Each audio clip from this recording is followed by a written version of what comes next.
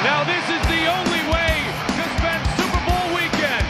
Super Bowl Saturday with us live inside the Mandalay Bay Event Center in beautiful Las Vegas, Nevada. Welcome to Ultimate Fighting Championship 51. Sold out here tonight.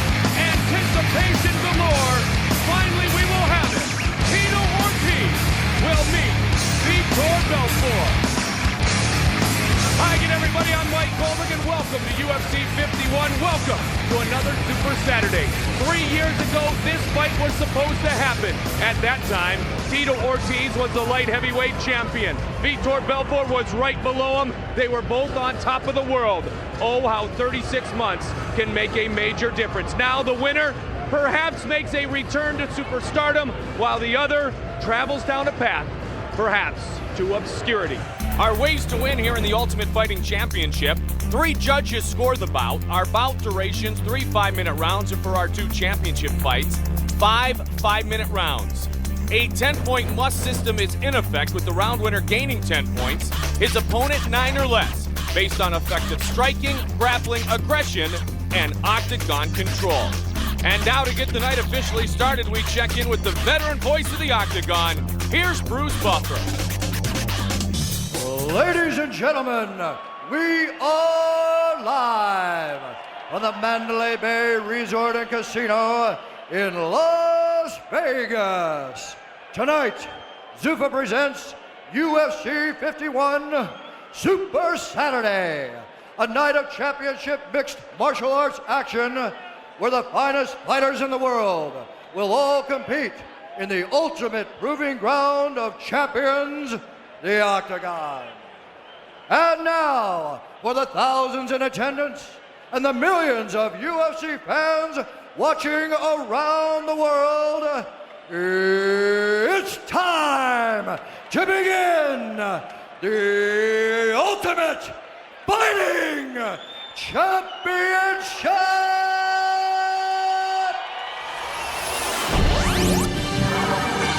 We welcome in a newcomer, not afraid fighter, has already made a big impression in the UFC with a submission win over Jeremy Jackson and a knockout victory over Robbie Lawler. At UFC 49, Diaz lost a razor-close split decision to Karo Parisyan and now looks to get back on the winning track and continue to move up. Coming up next, newcomer Drew Fickett takes on jiu-jitsu specialist Nick Diaz.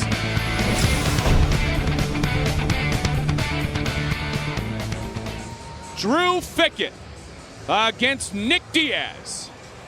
Our tale of the tape brought to you tonight by Zions, creators of the Nox CG3, the ultimate workout formula for extreme energy, strength, and recovery.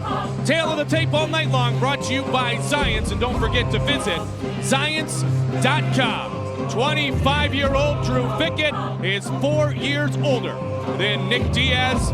A 2-inch advantage in the reach for Diaz, and his hands do continue to improve. Both come in at under 170 pounds. He will still feel the heat.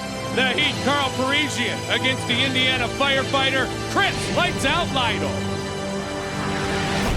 21-year-old Karo the Heat Parisyan trains under Hyacinth grappling master Gokar Chavichian and brings a very aggressive ground game into the octagon. In his UFC debut against Dave Strasser, Karo put on a clinic of spectacular throws and submissions. His last fight was an amazing battle against Nick Diaz that was a fantastic display of grappling technique and heart. He looks to build on that victory tonight. I'm just going to go out there like I always do, try to take him down, ground and pound, submissions. If I have to strike, I'll strike. I don't care. You know, I'll throw haymakers, I'll throw left hooks, whatever. I'll try to clip him with something. And you know, in real life, he's a firefighter.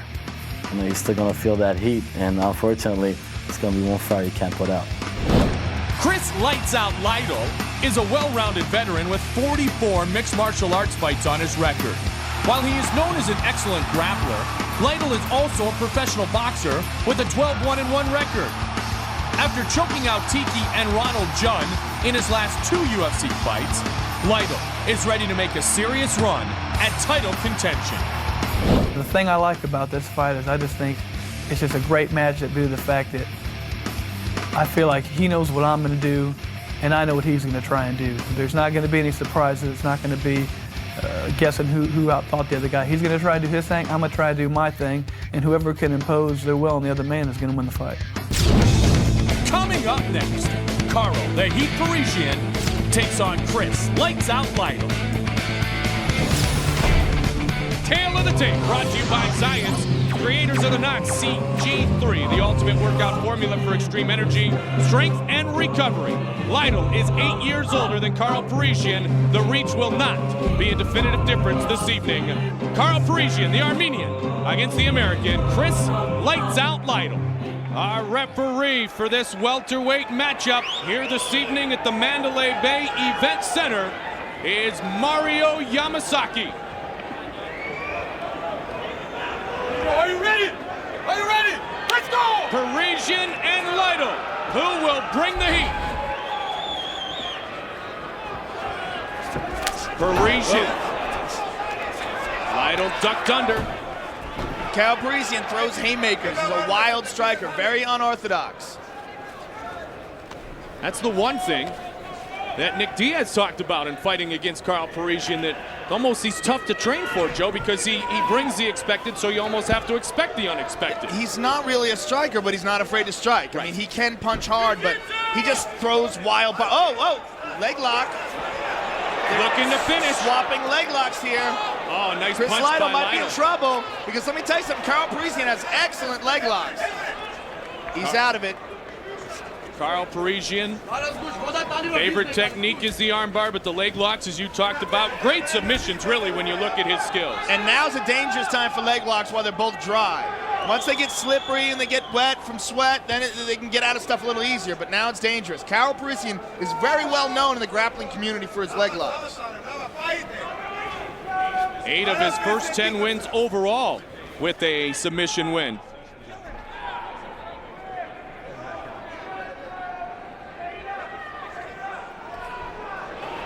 Chris Lytle's doing a good job of defending himself from punches from the bottom, working the open guard.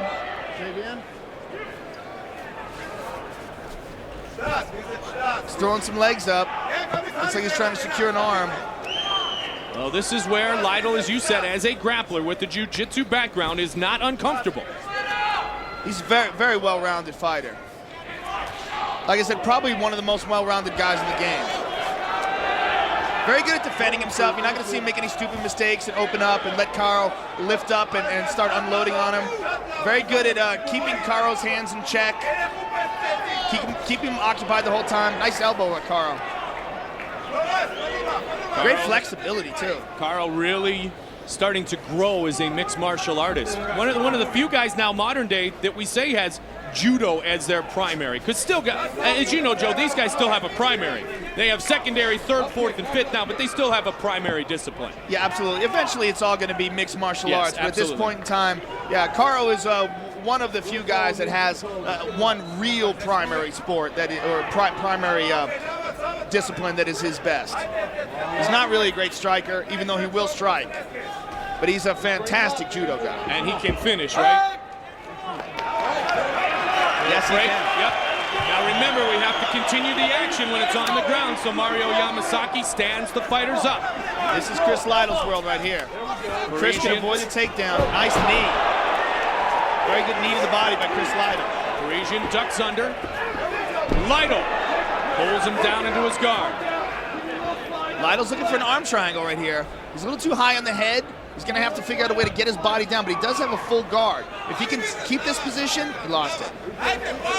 He's rolling over. Looks like he's trying to secure that same arm. What he wants to do right now is he wants to get his left arm and wrap it around Carl's right, securing it in place so he can throw that leg over the head. He lost it. Both men have a lot of respect for each other. Parisian saying this week that he feels that Chris Lytle's a class act. Loves everything about him, loves his skills, likes him as a person, but these boys are trying to move up the ladder, and that means you throw the elbow, you throw the forearm at your guy if you want to move up. Very Good nice use of the inside forearms. elbows. That's Randy Couture 101. Yeah, Chris took some shots there. Parisian trying to impose his will on Chris Lights Out Lytle. Lytle, father of 4, Indiana fireman, still working 24 hours on and 48 off, and finding time to be a boxer and a world-class mixed martial artist in his spare time. Pretty impressive with 4 kids. Oh.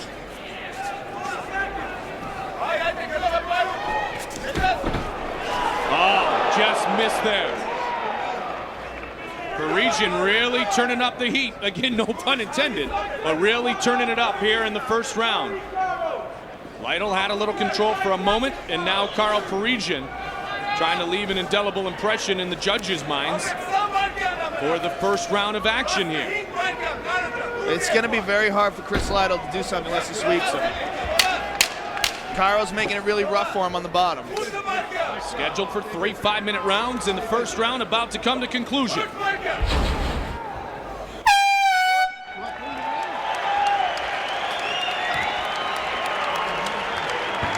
Second round set to begin. Are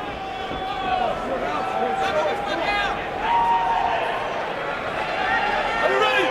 Are you ready? Let's go! And here we go.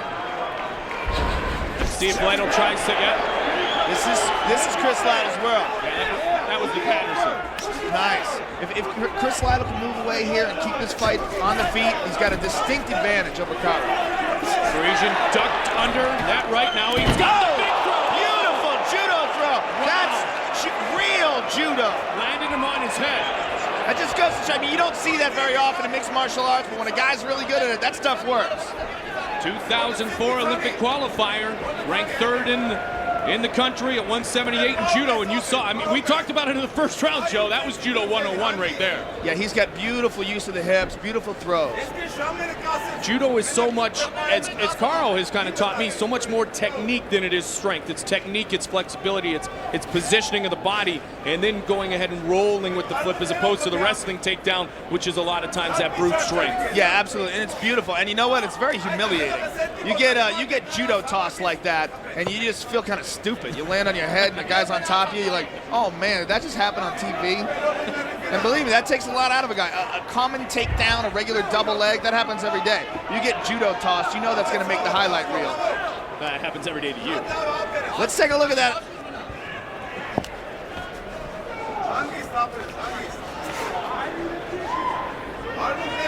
Yeah, he's working him. Yeah. Very red-faced now is Chris Lytle. And really he's just trying to affect the breathing by pushing and shoving. Now they will have to keep moving. Or they'll come back up. Yep, yeah, right there. Mario Yamasaki. Yamasaki starting him up quick. That's trying to keep the action out of Chris Lytle. He dumps under. And Parisian's expecting that right from Lytle, and they dumped right under. There was no pause in the casement there. Chris Lytle is a very good guillotine. That's what he finished Ronald Jun with, and he's trying to roll him over with it right now, but he used it at least to get on top, use it as a sweep. Now he's got to pass Caro's guard and see if he can inflict some ground and pound of his own. He's got to get past that right leg. He's got past it.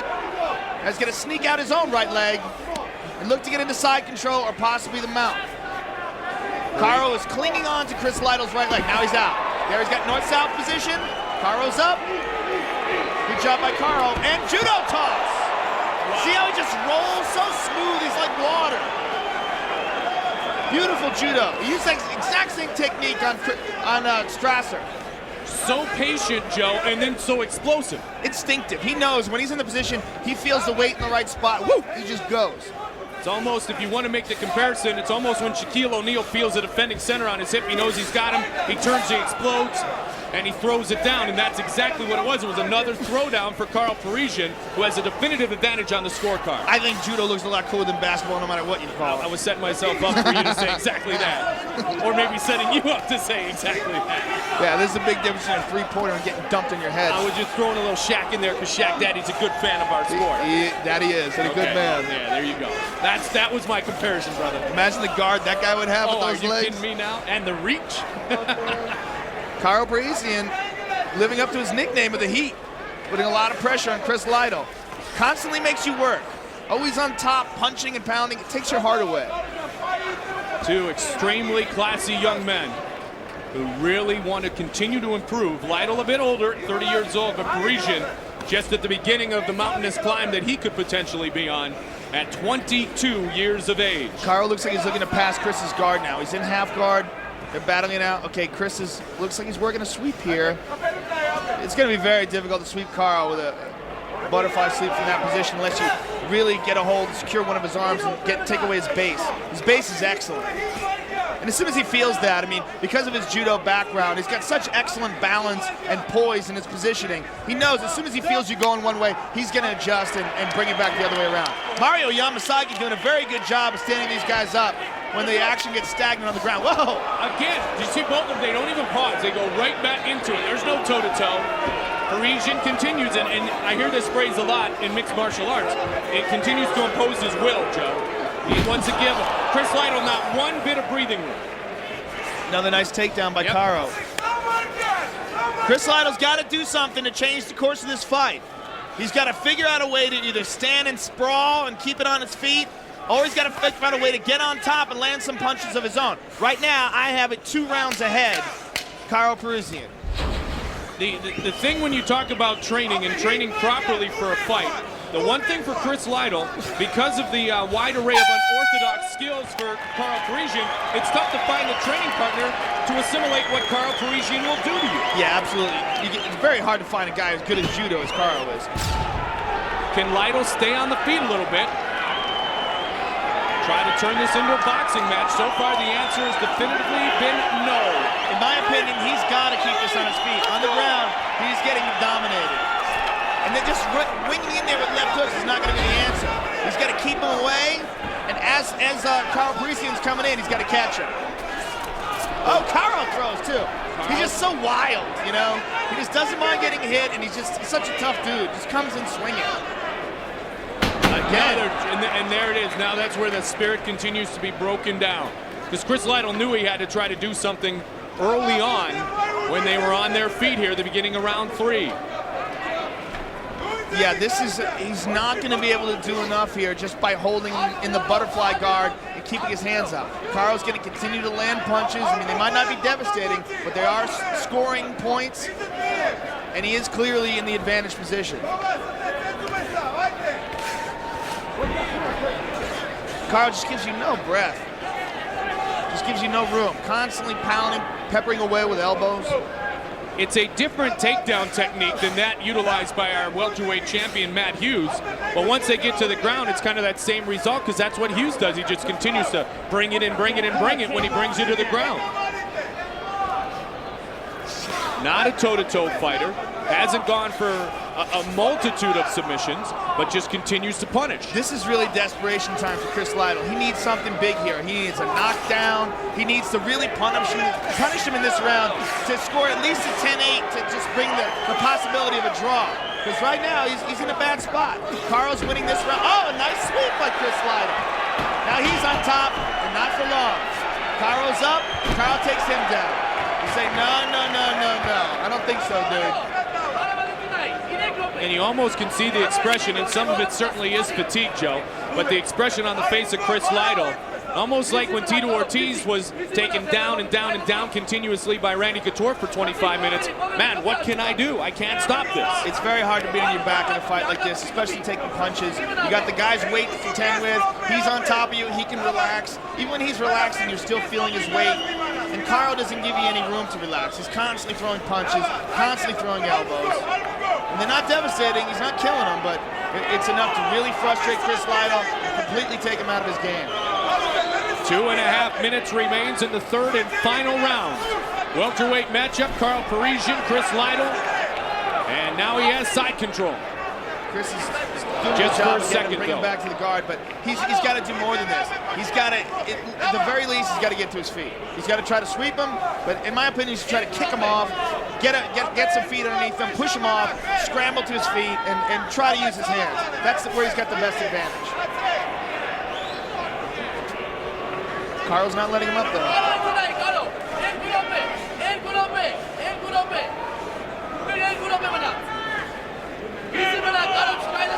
Mario Yamasaki is taking a good look at them. We don't see some action here. I have a feeling he's going to stand them up again.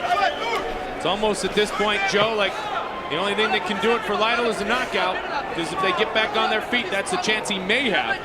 Certainly hasn't had a chance to try to submit his opponent. And Parisian continues to throw down the right.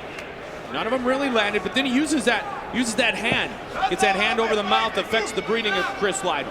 Yeah, he lives up to his nickname, the Heat, like I said.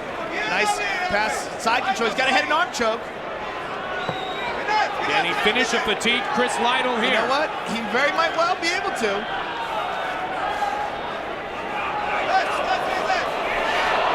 Lytle's trying to get those legs up. Carl's got an arm. To his credit, Carl, even though he's ahead, is looking to finish this fight. Just a minute to go. What looks like a very clear-cut decision from Kyle Parisian, unless we see a miracle happen in his next minute. So he will edge his way up behind the St. Pierres, the Triggs, and the Hugheses. Take that next step up the welterweight ladder. Carl the Heat Parisian.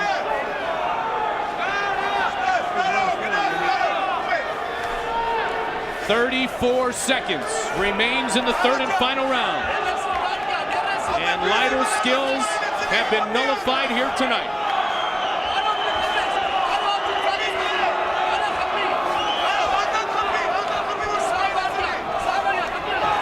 Just the beginning of what should be an electric evening here at the Mandalay Bay Event Center in beautiful Las Vegas, Nevada. Kyle Parisian really just putting on a clinic. And there's the final horn. Very impressive performance by Kyle Parisian. Ladies and gentlemen, after 3 rounds, we go to the judges' scorecards for decision. All 3 judges have scored this bout 30-27. For the winner, Carol the Heat Parisian. When the Crow David Loiseau landed here in Vegas, he didn't think he had an opponent. Joe Riggs was rocked in training, but now Gideon Ray has taken the fight on just 4 days' notice. He feels honored, but not overwhelmed. Canadian David the Crow Loiseau made his UFC debut, wrecking tough English fighter Mark Weir in 3 minutes and 55 seconds at UFC 42. His next UFC match was a decision loss in a clinch war with Jorge Rivera. But Loiseau has won his last 2 fights in Canada. Loiseau has a good ground game, but is best known for his striking ability. A mixed martial arts champion in Canada, Loiseau says the Canadian fighters do not get the respect they deserve, and that he's going to rectify that situation. They're going to see a quick, agile, super conditioned, intelligent, black, beautiful man fighting and knocking his opponent out. Gideon the Gladiator Ray trains under UFC veteran Keith the Giant Killer Hackney. Ray is an excellent striker, but has also worked hard on his ground game. Ray accepted this fight on 4 days' notice after Joe Riggs pulled out of the fight due to a serious cut over his eye. Gideon was in great shape preparing for a fight at another show and is confident that he will make an impression in his UFC debut. This fight is going to start out, man. It's going to be no stalling, no waiting. Whatever's going to happen in this fight, I want it to happen in the first round. I want it, whether that's me up or down, I don't care. I want to get in there and mix it up. Coming up next, David the Crow Loiseau takes on Gideon the Gladiator Ray. Tail of the tape brought to you by Zions, creators of the Knox CG3, the ultimate workout formula for extreme energy, strength, and recovery. Visit Zions.com. 6 years younger is the Canadian, and a reach advantage will certainly be in effect here tonight. And Loiseau, as you said, had to cut some weight, so he is going to be the bigger fighter in this middleweight battle. Steve Mazzagatti, our referee. You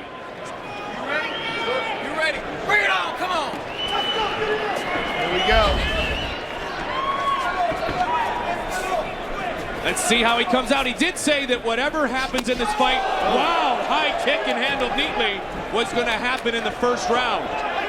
And a wide array of strikes early on. Heavy high kick by David Loiseau that was blocked. Tried for Nice the high body kick shot. again. Nice inside knee by Gideon. Ray Very seems fast. to be very fast and very comfortable, Joe. Yeah, very calm and relaxed. And he's obviously a veteran fighter. He's not going to fall apart in his big show appearance. Pro David Loiseau. Man, remember what he did when he beat Mark Weir in his debut at UFC 42. Both light on their feet, bouncing around, and utilizing the hands as well as the legs. This is going to be a very interesting stand-up chess match. Who creates the opening? High kick again. I like how David Loiseau looks down and then throws that up kick. He looked down and threw the kick high. He was looking towards his hips. Looks like he's landed some of the low kicks. You could hear those. But the high kicks, the hand was up each time by Gideon the Gladiator Ray. You know what? The hands are up, but that's no fun to block. Those shins slamming into your arms can take a considerable amount of... Oh my! Big knee by Loiseau. And Loiseau closing in, trying to finish. Coming with the right. Really firing away on Gideon Ray. Gideon Ray doing a good job of keeping him in his guard. Loiseau, he tried to pass right there. Gideon threw his legs in the way and reclaimed full guard, but it's not a fun spot. Loiseau really, George St. Pierre said, had that look in his eyes all day long today. Yeah, I don't know what kind of a grappler Gideon Ray is. He's known for his strikes. Very thankful and pumped up for the opportunity. Had about 2 hours to get to the airport. Loiseau's in a much better position now. He's in side control. He's got a Kimura. Americana, he rolled it over. He's got the back. He's got his back. Very beautiful. He's got one hook in on the back. Looks like he's got both hooks in. Oh, he's got him rolled over now. Very bad spot for Gideon Ray. Arm across the neck. Let's see what kind of grappling. It doesn't look like he's very good at this. He's not defending properly. Will it be over? Loiseau looks like he lost one of the hooks, though. It looks like he lost the left hook, and he's only got the right one. Now he goes back to the mount. Wow, great job by Gideon Ray. It was really because Loiseau didn't have the left hook. He allowed Gideon Ray to roll out of that. How patient was Gideon Ray during that submission attempt? Very patient. Full control, though, full mount here. Like I said, Loiseau's a bigger man, quite a bit bigger. Gideon Ray weighed in again, like I said, 180 pounds with a baseball hat and a gold chain on. Right. And Loiseau probably cuts down from at the very least 190, maybe even 195. So you're looking at a guy who's a natural 15 pounds heavier.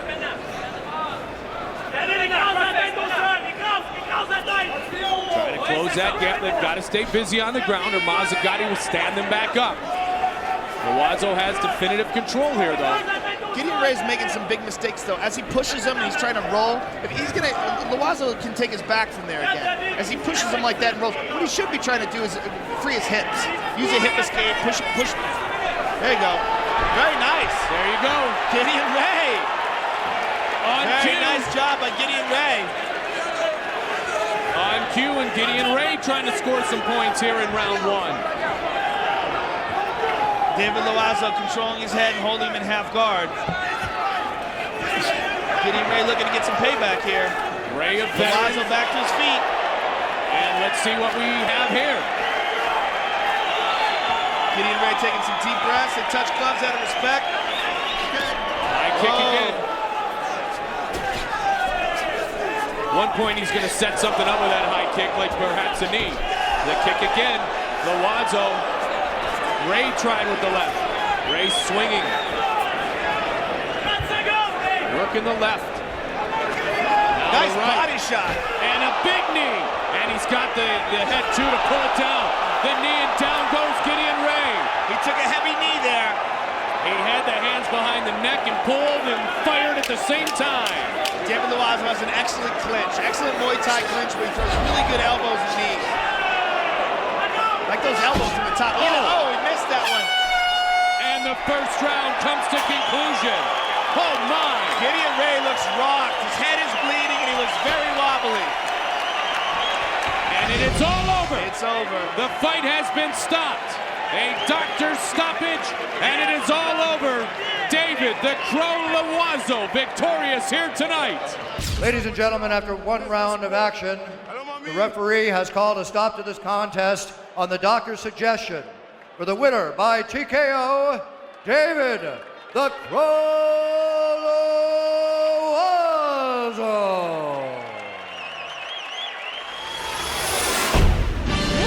The grudge has already been established. Newcomer James Irvin claims he was in line to fight for the WBC heavyweight title. He claims their champion Mike Kyle was running. 6'2", 225-pound James Sandman Irvin sports an undefeated 7-0 record and has finished every one of his opponents. Irvin feels his strengths are his athletic ability and punching power.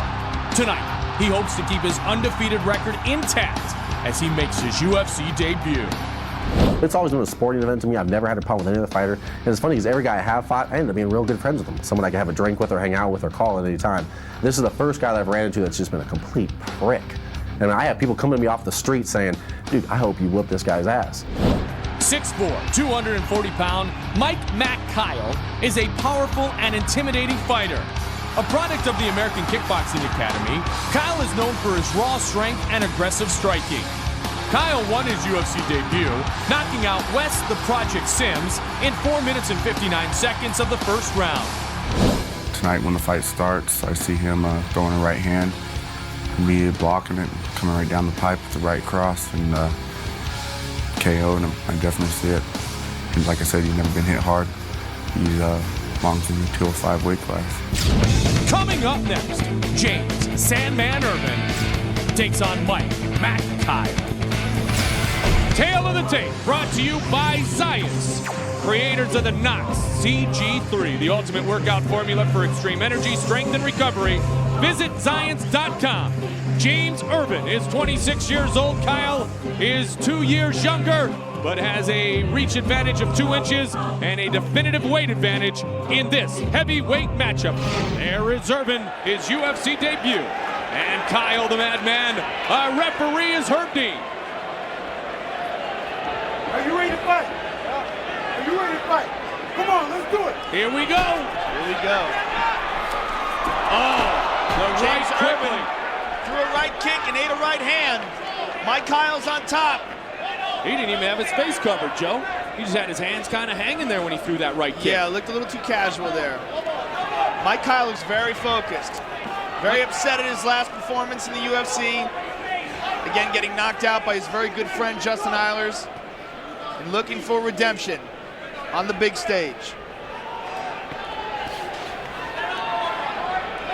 James Irvin, 225 pounds for the heavyweight fight, but I mean, he really could fight as a light heavyweight, so I mean, you've got a much larger man on top of you right now when you're talking Mike Kyle on top of James Irvin. Yeah, he's huge. I mean, he's 240 and a big 240. And he's throwing some good lefts, trying to do some damage very early on Irvin. Yeah, James Irvin just kind of holding him here at half guard, not really doing a whole lot to defend himself. He's trying to control his arm. But Mike Kyle is basically overpowering him. These are nothing. This is just a huge waste of time. Mike looks like he's going to try to pass here. We will stand this up. He's not going to do any damage from here. Irvin's hanging on. Herb Dean's going to stand him up. Good call by referee Herb Dean. So they adjust, then here we go. Tried the combination again, hanging those hands. With his hands down. Wow. Yeah, that's a weird choice with a big puncher like Mike Kyle. Big right hand, though. Still trying to load up. Oh, he got rocked. He's out. It's over, and it's all over. Whoa. Mike Kyle has knocked out James Irvin. Mike Kyle victorious with a first-round knockout. Big right hand by Mike Kyle. Ladies and gentlemen, the referee has called a stop to this contest at 1 minute 55 seconds in the first round. For the winner by knockout, Mike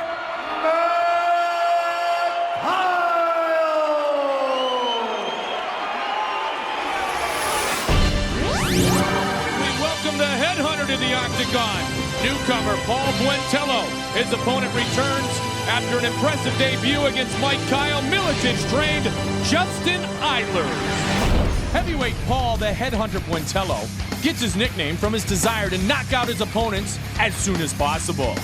Training out of the American Kickboxing Academy, Paul is a well-rounded fighter but prefers to throw leather. This hard-hitting Mexican heavyweight is looking to make a statement in his UFC debut. Just like to go for the head. You know, it's the easy way to end the match a lot faster. So I guess it just kind of catched on. I didn't really recognize it, but I do headhunt, you know, when I should go to the body or leg kick or something like that. So it just stuck. 6'1", 245-pound Justin Eilers is one of the most exciting up-and-comers in the heavyweight division. A training partner of former UFC heavyweight champion Tim Sylvia, Eilers is known for his aggressive style. He made an impressive UFC debut, knocking out Mike Kyle in 1 minute and 14 seconds.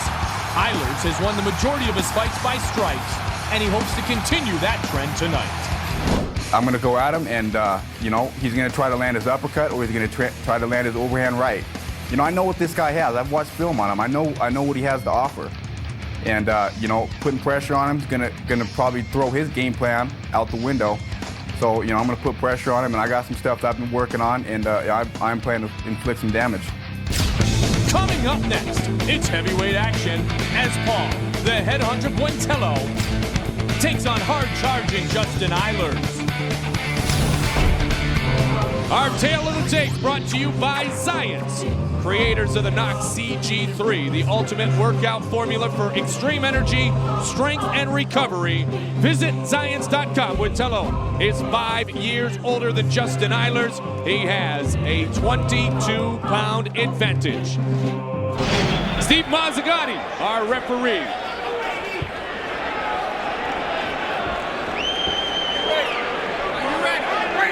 And we are ready to go. Both in the yellow shorts. Now a kick from Buentello. And caught a little high. They match. Watch those shins, man. Those are dynamic weapons. Buentello trying to utilize some quick hands. Never know what it's going to be like when you have a newcomer enter into the octagon, because it is the largest stage. How are you going to perform in the Super Bowl? But Buentello looks very comfortable. And Eilers is saying he caught him again. And Eilers is getting angry. Buentello's got a lot of experience in the cage. He's fought a lot of big shows. And again, he trains in a great camp, American Kickboxing Academy. So he's used to guys who've been there at the big shows. Trains with Mike Kyle. He looks very composed. I don't think he's going to falter under pressure. He's going to give his best. So far, you know, he said he's usually a slow starter and feels things out, but so far it seems like he's really trying to bring it. He is really trying to bring it. Again, I said he has a very deceptive body. I mean, he doesn't look like a guy who trains at all. That's his genetics. And he's got a lot of heart, excellent punches. Nice right hand.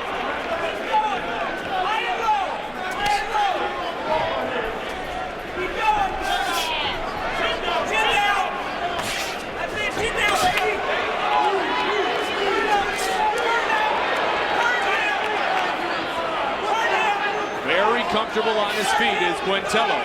Nicknamed the Headhunter because, you know, he said, I don't really mean to, but it just seems like when I've got a chance to finish, I finish and go towards the skull.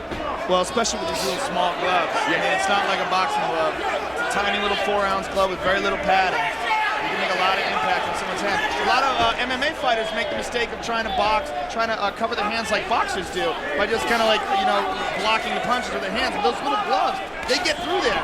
We saw that with Tito and Chuck. Those little gloves can sneak through where big gloves can't. Well, Buentello said prior to the fight that Justin Eilers will be the toughest opponent he's ever met, and he's trying to take it to him here in round 1. Scheduled for 3 5-minute rounds here to begin things at the Mandalay Bay Event Center. Beautiful Las Vegas, Nevada. Super Saturday with the Ultimate Fighting Championship. Don't forget, for all the updates and all the news surrounding the Ultimate Fighting Championship, including the new reality show, The Ultimate Fighter on Spike TV, UFC.tv. Bookmark it now. It is your website of choice. Eilers pressing him up against the fence. Buentello's got double underhooks, but it doesn't really look like he's trying to take him down. He just wants to push away from the fence and get his strikes off. Buentello has a jiu-jitsu background, but as we've talked about, and it is 3 words, this heavyweight slugfest, both guys definitely want to leave it on the feet. That's where they want to finish the fight. Both would like to finish it by knockout. It's interesting that Irish is pressing him up against the fence like this, though, and not trying to take him down. He might be a little uncomfortable standing with it. He might not be liking how this is turning out. He's taking some shots, man. Watch that uppercut. He got robbed that uppercut. Watch the uppercut. Yeah, he got robbed. Martello can bow. He's gone. He's done. It's over. It's over. Paul Martello. Martello has knocked out Beautiful. Bam. Paul Martello pulls it off. Ladies and gentlemen, the referee has called a stop to this contest at 2 minutes 34 seconds of the very first round.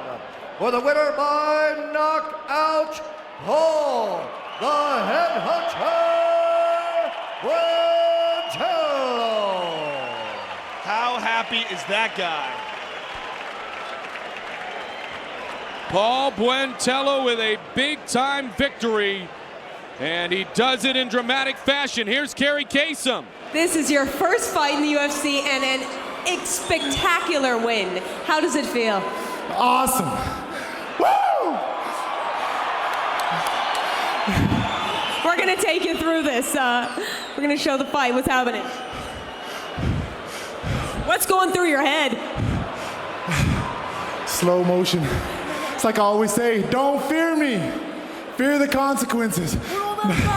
Baby, Samantha, that was for you, baby. 7 years I've been trying to get here, and I'm here. Awesome. Is there anything you want to say to your Spanish-speaking friends in Spanish? Mírame, yo vengo para Texas. Texas, todo puro mexicano. Guáchame, dame más. Guáchame, yo pongo a ti bundudo. Bundudo. Also, Vice Fighter, Universal Mortgage, Sure Dog, Sprawl, everything. Everybody's awesome. You know what? Don't fear me. Fear the consequences. Congratulations. Time now for the first of our 2 championship fights for the UFC Middleweight Championship. His career in the octagon has been all of 24 seconds. David Terrell against the experienced lone wolf known now as Evan Tanner. The soul assassin David Terrell shocked the mixed martial arts world in his UFC debut. Oh, he's out. And there it goes quick. And it is all over. It is all over. When he knocked out longtime top middleweight contender and Team Quest member Matt "The Law" Lindland in 24 seconds at UFC 49. It felt good. Man, once I fought in the UFC, you know, I feel like I don't want to fight anywhere else. It's such a big show, the crowd, it just feels good, you know. Terrell was known as a world-class jiu-jitsu competitor, but he has made it known that his strikes are to be feared as well. I've been doing stand-up since I started doing jiu-jitsu, you know. I just don't want to be considered one of those fighters like one-dimensional, you know. Man, if I can't take you down and get you in the ground, I'm going to be standing there really uncomfortable. I want to be one of those fighters that, you know, if I have to stand up, I'll stand up. You know, if I have to go to the ground, I can go to the ground. Now Terrell faces another fighter who has trained in the past with Team Quest, Evan Tanner.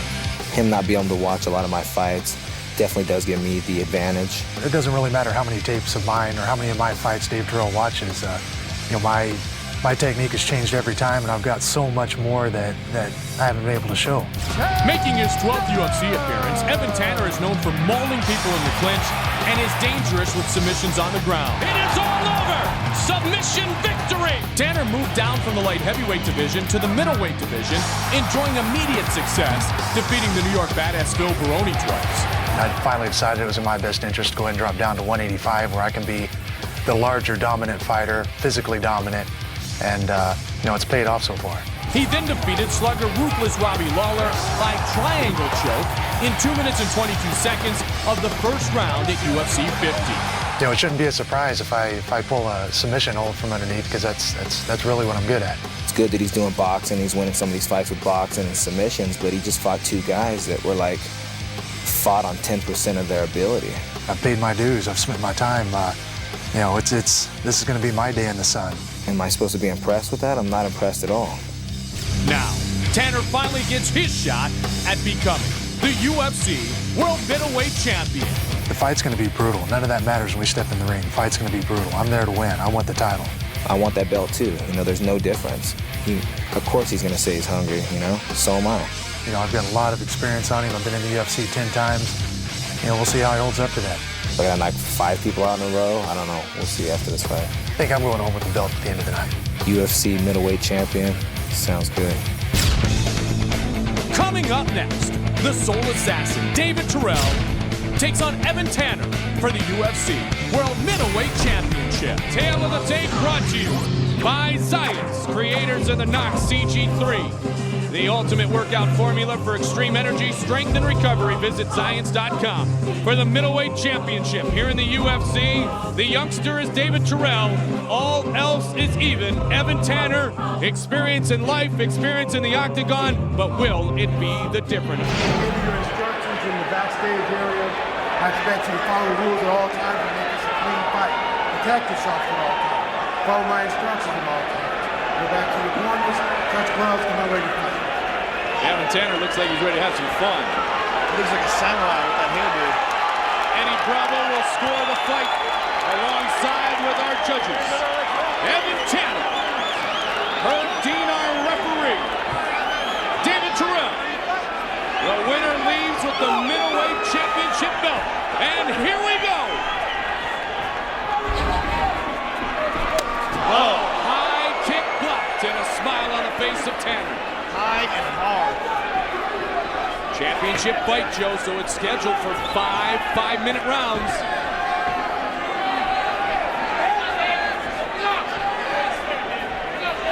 We saw the lethalness of Terrell's hands. Spins and misses. KO by punches with great hand speed in just 24 seconds. Down the road at the MGM Grand in November against Matt Lindland.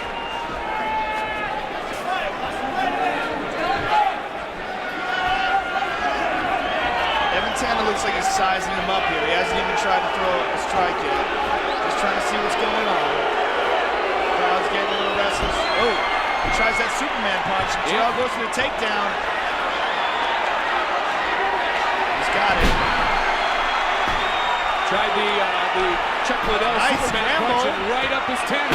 High kick over the head. And another high kick. Nice high kick that landed. Terrell really trying to bring it to Tanner. Tried the Superman punch again at straight left. Tanner looks very composed in there, though, under the face of all this pressure. That's the experience. Ooh, he's locking a hold of an arm. Tanner sprawls his feet. Tanner proving to be a difficult test.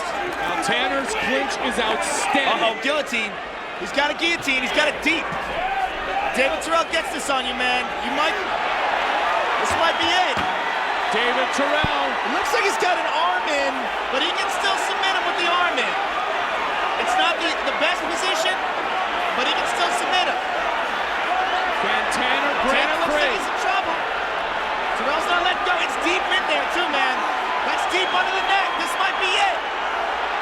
Can he survive? Can he survive? No, he's out. Oh.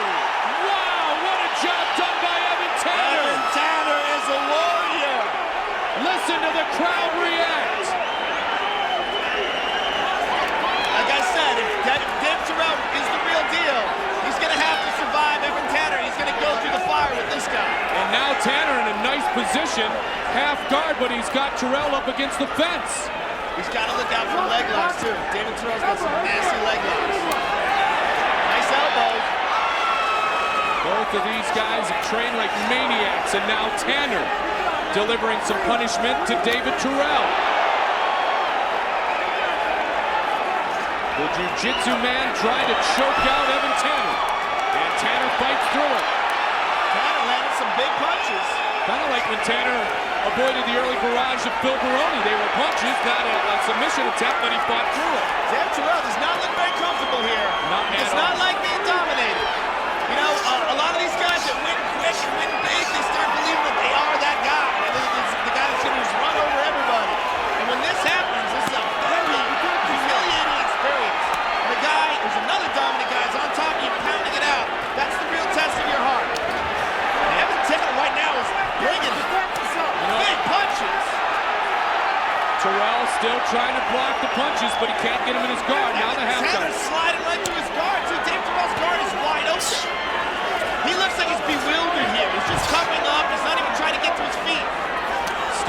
lot of time remains in round one, Joe. Can David Terrell get out of this very precarious situation? This is certainly a test. David, I need you to fight back. I'll stop this fight. You need to protect Ortiz said, I need you to try to get yourself out of this, or he's going to stop the fight. Fighter must be able to intelligently defend himself. Forearm shiver. David Terrell is getting dominated here. He's not doing anything to protect himself. He's not doing anything to hold Evan Tanner down, to grab a hold of his upper body and pull him in, to secure a really tight guard or at least a tight lockdown on one leg in the half guard. He's not doing a big that one shot. landed big. He's That not used to being landed big. dominated. He's got to survive another 37 seconds of this. Can he do it? Ortiz looks very close to stopping this. It is. No, Ortiz. He's right there. That's it. It's all over. He It's stopped all it. over. Oh, Evan my Tanner goodness. is the middleweight champion of the world. A dominating and humiliating defeat. Wow, Evan Tanner proving what experience, willpower, and heart will do. Survived a couple of rocky early moments to take over and just smash David Terrell. Ladies and gentlemen, the referee has called a stop to this contest at 4 minutes 35 seconds of the very first round. For the winner by TKO, and now the new UFC middleweight champion of the world, Evan Tanner. Congratulations. Evan Tanner, the UFC middleweight champion, and there's Kerry Kasem. Kerry. Congratulations, Evan. That was incredible. You know, you fought 12 fights in the UFC. How's it feel to finally get that championship belt around your waist? It's awesome. I don't even have the words to describe. Awesome. We're going to go to a replay.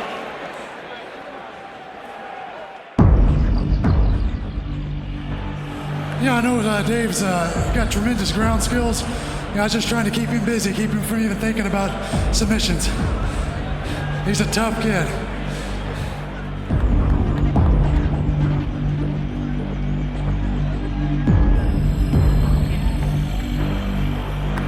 Yeah, how did you get out of that choke? I don't know. He had me pretty tight. I'm glad I made it through that one. I heard your old teammate, Matt Lindland, wants to fight you. What do you say about that? Oh, that's fine. You know, it's nothing personal. He's one of the top competitors and, you know, only the top fight in the UFC. So if he's next, then I'll fight him.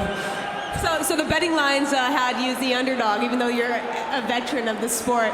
Do you think those people are going to bet against you again? Well, I just think, I don't know. Give it up for Evan Tanner. All right, time to get out the chalkboard. Time for your monthly MMA 101 lesson. Remember, as you watch this tutorial, don't try this at home. These are trained fighters who fight for real and are really good as we look at heel hooks on the mat with Mark Lehman.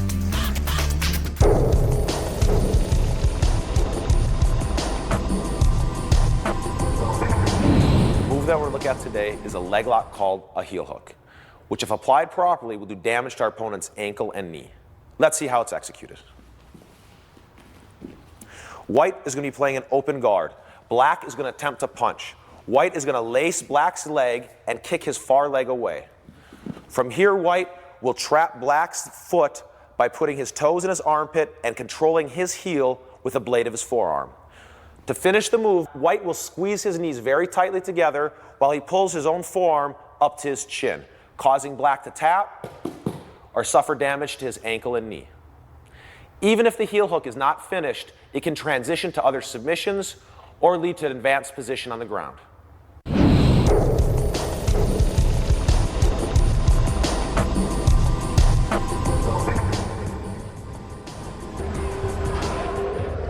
Well, Joe, on the mat with Mark Lehman, popular feature. Heel hooks are extremely dangerous, and we do want to caution fans who watch this. Absolutely, don't try it at home. Here's an example of a heel hook. Ken Shamrock, way back in UFC 1 with Pat Smith.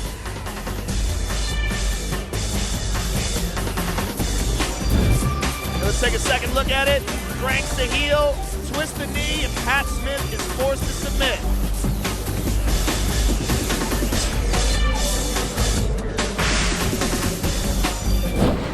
And I'll tell you what, when you think about this, Mark Lehman, the jiu-jitsu coach for the Ultimate Fighter Show, Interim Heavyweight Championship coming up next, here live on pay-per-view, as we are getting set for Andrei Arlovski and Tim Sylvia. You know, when you think about this matchup that is forthcoming at UFC 47, it was supposed to happen. Then it was supposed to happen again, and Tim Sylvia couldn't fight. Then Arlovski wasn't able to make it. Then Frank Mir came in, he won the belt, and then he injured himself in a motorcycle accident. The case in point, Andrei Arlovski has waited a long time for this opportunity. Tim Sylvia, just 7 months after having his arm shattered, is back to try to regain the belt that was once his. Frank Mir, Tim Sylvia. Oh, a big knee. There's a strong takedown. This is where Frank Mir wants to be. I don't know why I took him down. It was just kind of instinct, you know. He threw the kick, I grabbed the leg and threw the big right. As soon as we hit the ground, I should have got back up, and I was like, I'm fine down here. I'm not concerned about him at all. He put an armbar on me. I rolled out of it. He's got an arm, looking for the arm. He's got a quick submission. So that's when I picked him up, spiked him on his head. Frank Mir. And as I started coming around and started to punch him, I felt my arm break. Oh, God, look at it. Ortiz jumping in. He said it's broken. Disappointment in the eyes of Tim Sylvia. It didn't hurt. I was pissed. I trained my ass off for this fight. I overcome so many obstacles to get in there again, and my arm is broken in a minute. I didn't give Mir any respect on the ground that he deserved. He's a great ground fighter, and I didn't give him that respect, and that was my mistake. They put in 3 titanium plates, and they told me that it's going to be stronger than ever. When you actually get the shot and you've been the champ and you know what it's like being a champ, you know, and not have it anymore, you want it. I waited this fight for a long time. And when I was supposed to fight a while back for it, and then it got pushed aside, then him and Cabbage wasn't able to fight for the title. I'm very glad that in end I have a title shot. You know, Arlovski's got a lot to prove, the fact that if he beats me, you know, he's one of the best in the world. The championship, it's very important for me because it's my way. I want to be a champion. I think Arlovski's got good power. Yeah, he dropped Cabbage. Down goes Cabbage. Knocked out Freeman. Flatty. Those guys have never been knocked out before, I believe. Heavyweight champion of the world. Tim Sylvia, very dangerous fighter. I need to watch his right hand.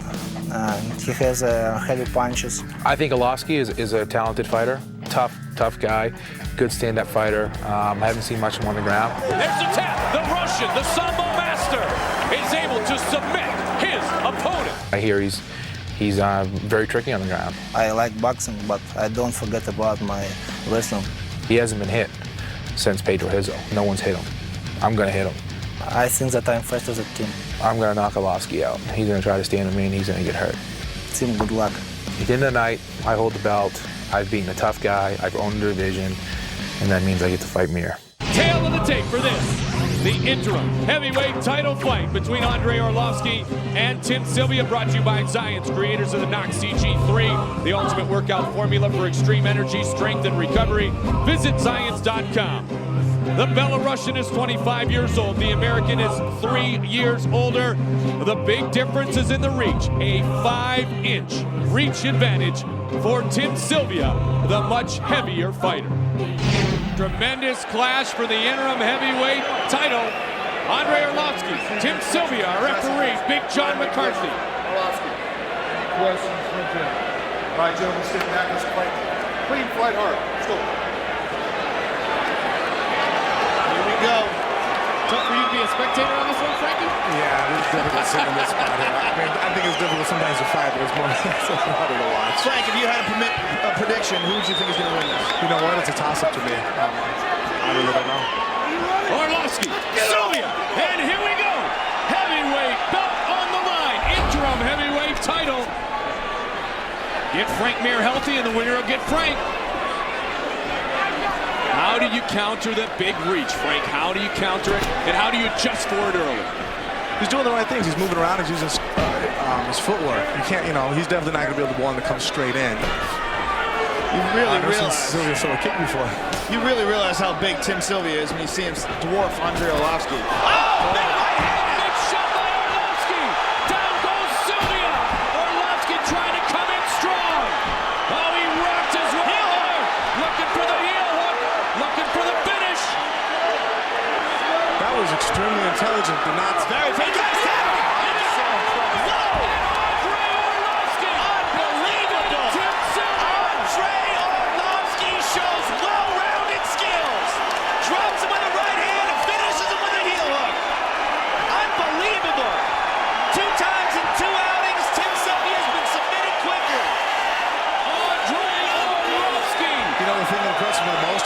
Arlovski had him knocked down and almost out. Instead of trying to fight out for the punches, he switched right into a submission. Ladies and gentlemen, referee John McCarthy has called a stop to this contest at 47 seconds of the very first round. For the winner by tap out due to an ankle lock, the Pitbull. He is now the new interim UFC heavyweight champion of the world, Andrei Arlovski.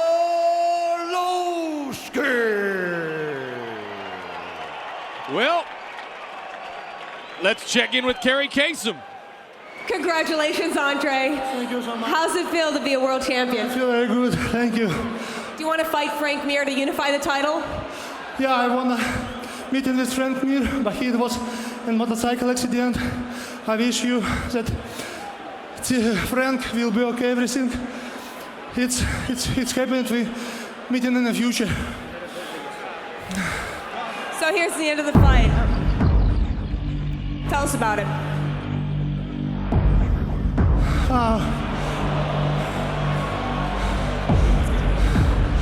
Big right hands, that's all. I walk in with my, this is my boy. He's helped me. Daniel Florin, Arturo Salas, my boxing coach. Great specialist, my jiu-jitsu, Dina Castellas. My family here, jiu-jitsu family.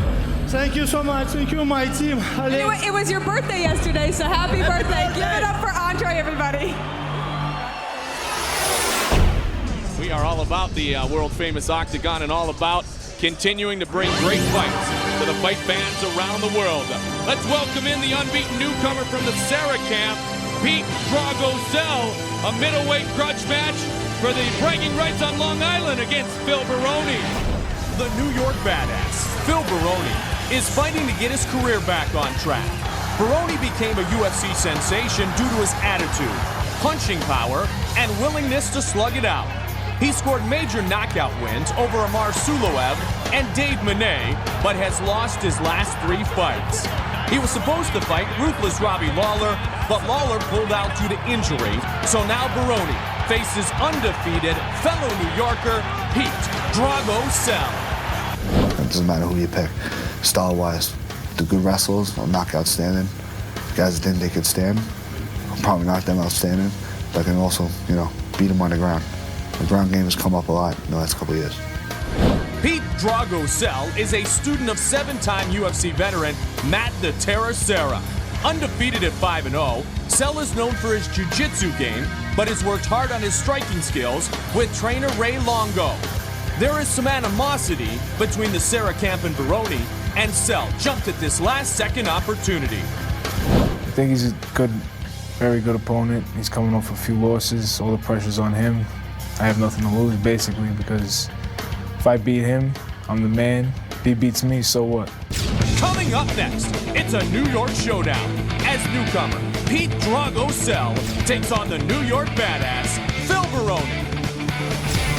Our tale of the tape for this middleweight matchup brought to you by Science. Phil Baroni, 28 years old. Pete Sel, just a youngster. He is only 22 years old. A 2-inch reach advantage for the 5'11", 183-pound American. Pete Sel, the Battle of Long Island, set to take place. Our referee, Mario Yamasaki. Are you ready? Let's go! Here we go. Let's see if Baroni just tries to explode with strikes early, Joe. Phil Baroni is the possessor of one of the most brutal highlight knockouts ever. His knockout of Dave Manet. That one's going to go down in history. Baroni Nice going body shot, yep. Pete wants to get this fight to the ground, it looks like. And he's got it. Goes on his back, see his guard. Pete Sell, Brazilian Jiu-Jitsu and boxing. Very well-schooled jiu-jitsu guy. All of Matt Serra's students are excellent. And Pete Sell is one of his top students.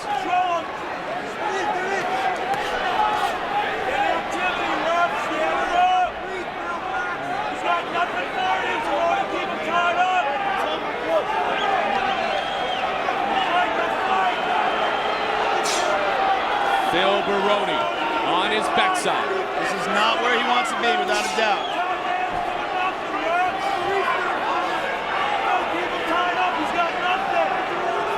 Phil's already cut. Yeah, he is. Phil's right eye is cut. Pete Sell staying busy. You know, you'd said before, everything to gain, nothing to lose for Pete Sell.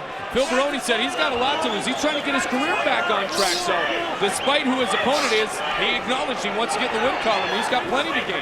Yeah, and we don't know that much about Pete Sell, but from what I've seen, I've actually rolled with this guy. I had a good pleasure being strangled by him before. A very good jiu-jitsu guy, and he's a hungry young lion. You know, this guy easily could be one of the future stars of the UFC. You're catching him at his entry-level fight in the UFC. Don't forget, we talked about it earlier tonight, UFC 52 coming up April 16th from the MGM Grand Garden Arena. Couture Liddell 2, April 16th, live on pay-per-view. Phil Baroni at this point looks like he's just praying for a stand-up. He's hanging on, he's not trying to submit him. He's just holding on, hoping Mario Yamasaki stands him back up. Pete Drago Sell staying active. He's got to try to break this guard and pass. He's standing up right now. He's going to stack him, put some pressure on him.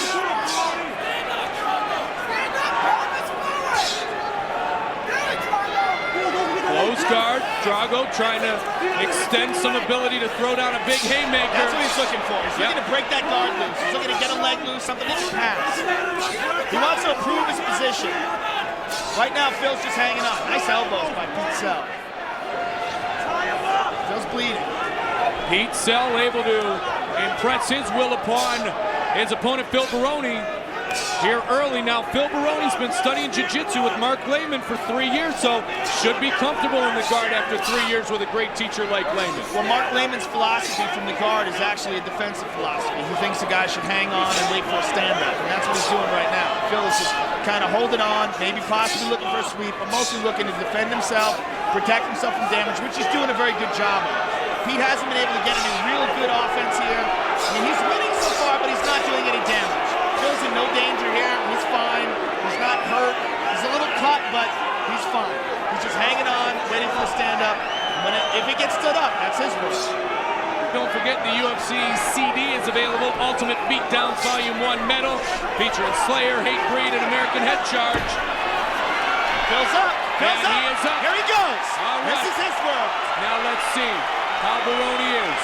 Baroni wanting to go toe-for-toe, avoid the takedown this time. Big right hand by Phil. Sell sticks his tongue out. Oh, he got hit by a big uppercut. Rocked him with an uppercut. Sell might have been hurt there. Phil connected with a big uppercut. And a good sprawl by Baroni. Sell's got him up against the fence. But Phil's got excellent takedown defense.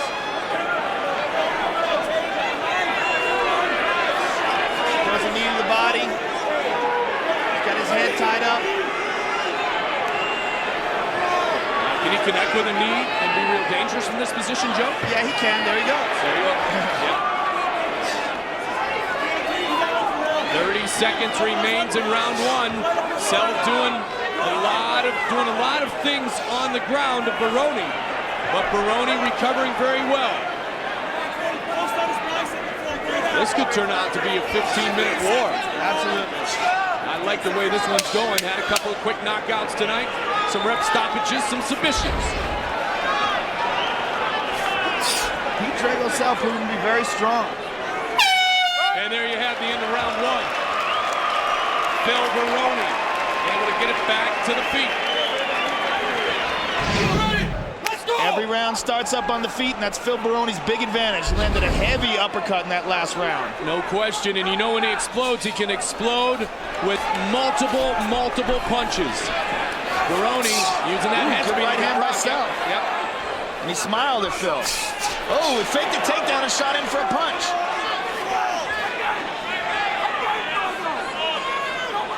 Baroni definitely looks light on his feet, though. Not like he was against Devin Tanner. Seems to have not gassed, and you know, we talked about that, Joe, what happens and you overtrain, all of a sudden your body just doesn't respond. It's responding here tonight. Yeah, he looks in excellent shape tonight. The Phil Baroni we know and some love, not all, but some do love. Baroni is, I'll tell you what, outspoken and fun to listen to. Baroni dropped down for a takedown. He's got him scooped up. Pete Sell is a very good guard, though. And unlike Phil Baroni, he's going to try for submissions from this position. He's got a complete jiu-jitsu game. Talked about it, UFC 52, live on pay-per-view, coming your way in April. He's controlling Phil, and you see him moving his legs up.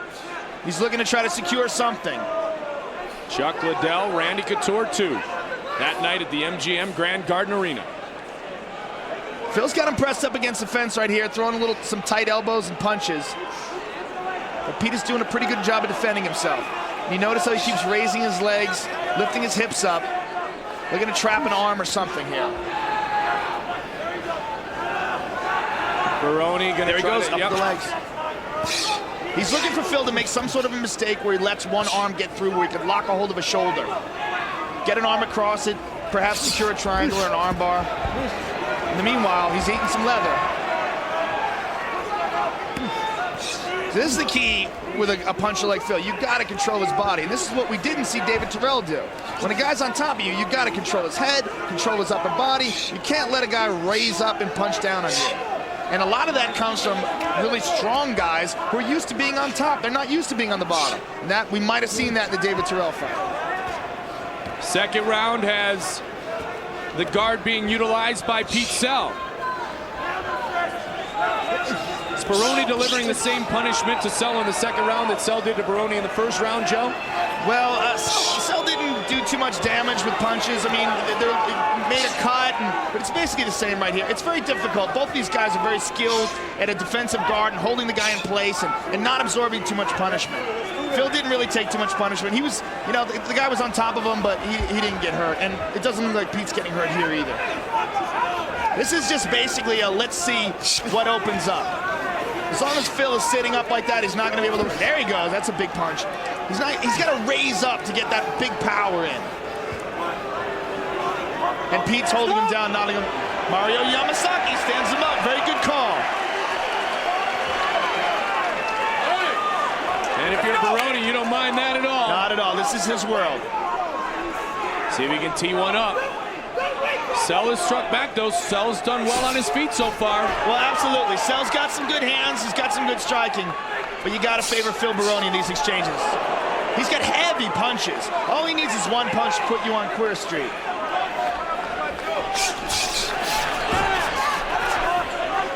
Closing the distance real quickly is Sell. Every time he comes in, he closes up that distance real quickly. Phil looks very relaxed here. But you know what? So does Sell. This is his big show, and his first shot at the big show. He's not faltering at all. Matter of fact, he just landed a nice left hook there. Tried to hit with the uppercut, did not connect. Phil took some, take him down. He got a big takedown. Baroni with a takedown, an impressive one. Took the opportunity not to stay on the feet, though, There Joe. he's passing now. There he goes. You know what? To Phil do some damage, he's got to pass. He's passed a half guard here, which is a better position. What he really wants to do is mount or get inside control. He's got to get past Pete's left leg, excuse me. Right now he's on top of the right. He's in half guard, and Pete's got a loose half guard. He's not controlling him or locking him down, which gives Phil much more room to land those elbows he's landing right now and some punches. 20 seconds remains in round number 2. Fight scheduled for 3 5-minute rounds. As is the main event of the evening between Tito Ortiz and Vitor Belfort, fighting for the 3 and 4 spots in the light heavyweight division. Randy and Chuck, number 1 and number 2 right now. The light heavyweight champion Randy Couture fights Chuck Liddell April 16th. Close round. You got to give that round to Phil Baroni, though, with the takedowns. I've got Baroni ahead right now. I think he won both of those rounds. I think they were close, but I think he won both of them. Are you ready? Let's go! All right, let's see if he swings for the fences here to open round 3. Drago's on a big right hand. He's in it to win it. The Battle of Long Island. Oh, big right hand. Baroni's going to start to feel it here. As long as Pete's in front of him and they have these exchanges, this is very dangerous. Baroni ducks under, and they push away. Sell hasn't backed off, though, Joe. He's landed some good shots, but Baroni's are quite a bit harder. Baroni's got the double underhooks. He's got a hold of his body. He's going to listen to his coach, Mark Lehman, and go for a takedown. And he's got him up against the fence, too, exactly where Mark said it would be apropos to achieve that takedown. Pete's got to do something dramatic here. He can't just let Phil sit on top of him and punch him. He will definitely lose the decision this way. He's got to make a submission attempt, get to his feet. Got to make something happen.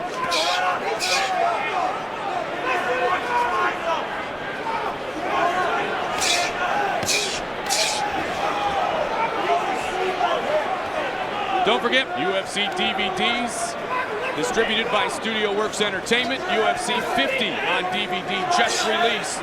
Ultimate Knockouts 1 and 2 combo, 47, 48, 49, 50 I mentioned. Ultimate Knockouts 3, they're all available right now. Distributed by Studio Works Entertainment.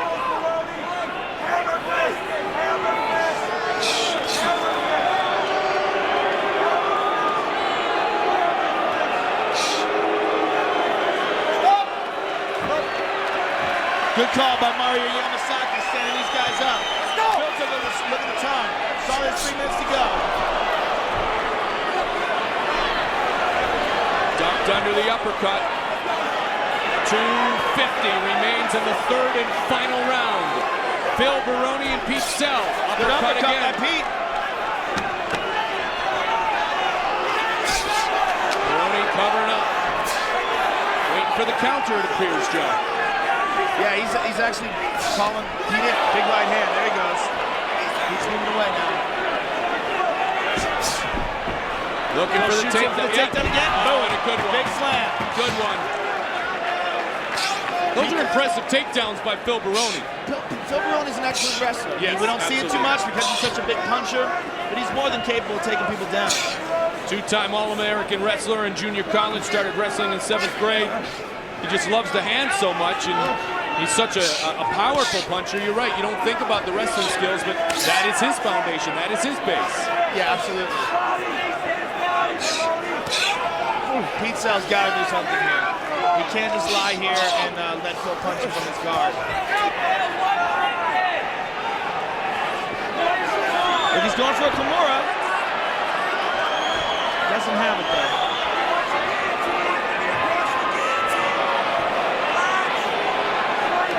He's going for a guillotine. Again, like we saw before earlier this evening, he's got an arm in. It is possible to submit a guy from that, but it's harder. It takes a lot of muscle strength, and he might be pretty tired now. The third round, a pretty grueling fight, but he does have full guard. Could you imagine, after the way he's dominated this fight? Lose by submission here? Yeah, absolutely. Well, Phil's just lying there. I don't know what's going on here. Phil's probably just biding his time.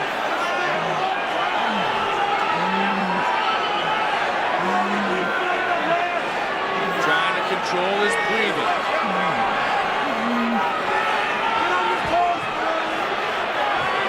He got it locked in. He's saying he's out. It's out. He's tapping. It's tapping. It's all over. It's all over. Pulls out an unbelievable upset. Like I said, he tapped him from the guard. Brazilian Jiu-Jitsu one-on-one. Wow. Ladies and gentlemen, the referee has called a stop to this contest at 4 minutes, 19 seconds of the third round. for the winner by tap out due to a guillotine choke, Pete Dragosan.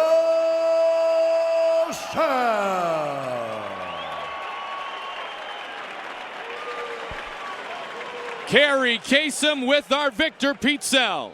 You told me it was your dream to fight in the UFC. You've won your first fight. It's a dream come true. I'm glad it turned out as it did, you know. I took the fight on 3 weeks' notice. He got a lot more experience than me, but I capitalized, jumped in last minute, and I'm here, baby. You said you wanted to shut Phil Baroni up. Mission accomplished?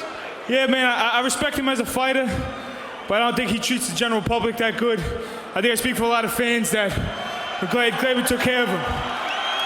We're going to watch the end of the fight right here. Tell us about it. Man, I had the choke on, man. He kept gasping for more. I know it was on. And he just took his last breath, and that was it. Did you keep saying, I think he's out, I think he's out. Yeah, I thought he was out because he flipped over, and then I finished it as soon as I got on top for good. You know, I got more pressure there. I just wanted to say happy birthday, Antonio Testa, all my boys in CI, you know, Matt Sarah, Frankie Shower, very long, all the guys down the service jiu-jitsu to help me train, my parents, I don't know who I'm forgetting. Congratulations. Oh, my KTFO, Craig Fields, OB Combat Athlete. Thanks for all my sponsors, and thanks for everything. Congratulations. I'll be back. Our main event of the evening.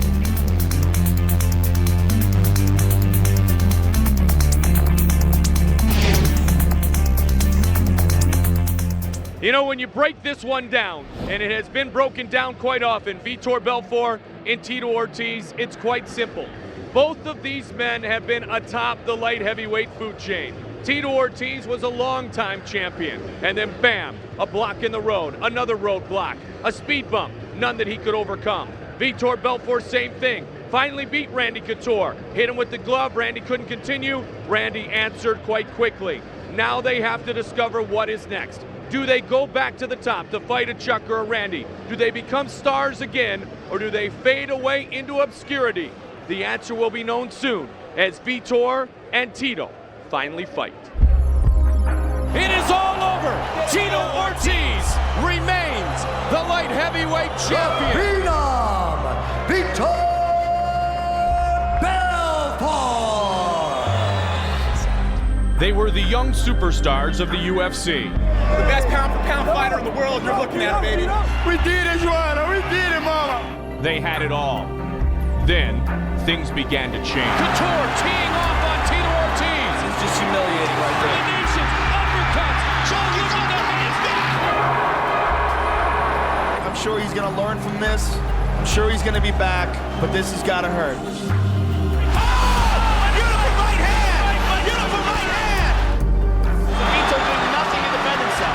Blood all over the camera now.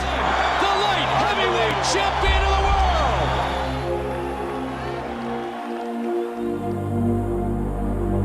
world. Every champion lost, you know. When you fight against a champion, someone gotta be a champion. Doesn't mean your career is over. The two losses I do have against Couture and Liddell, they're the top two guys in the world.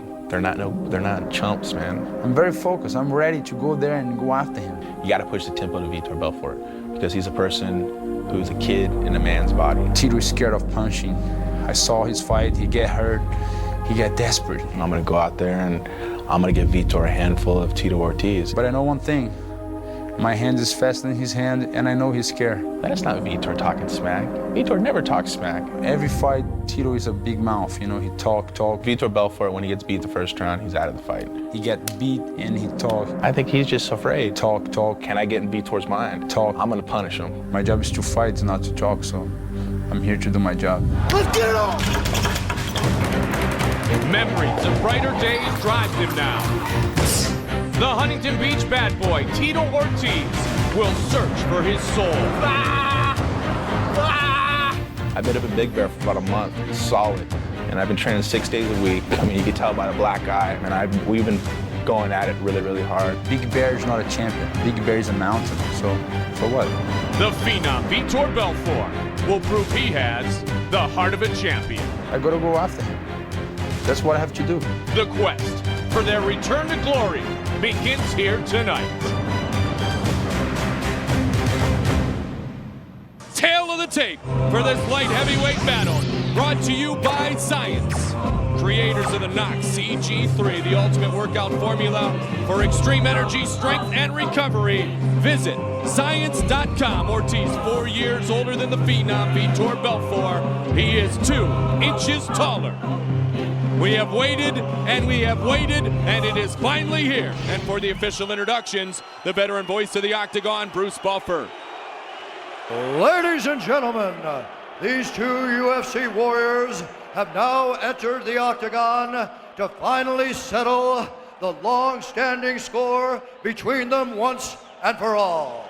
And now, it's time to lay it all on the line. Live from the sold-out arena here at the Mandalay Bay Resort and Casino, this fight is 3 rounds in the UFC light heavyweight division. Introducing first, the warrior standing to my left. This man is a boxer and Brazilian Jiu-Jitsu fighter. He holds a mixed martial arts record of 12 wins and 4 losses. He stands 6 feet tall and weighs in at 205 pounds. Fighting out of Rio de Janeiro, Brazil, please welcome the Phenom, Vitor Belfort. And now introducing the fighter standing to my right. This man is a submission fighting expert. He holds a mixed martial arts record of 12 wins with 4 losses. He stands 6 feet 2 inches tall and weighed in at 204 pounds. Fighting out of Huntington Beach, California. Ladies and gentlemen, please welcome the former UFC light heavyweight champion of the world, the Huntington Beach Bad Boy, Tito Ortiz.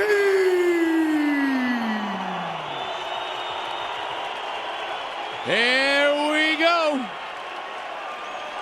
Big John McCarthy, the referee. You received your instructions in your dressing room. Do I have any questions from Vitor?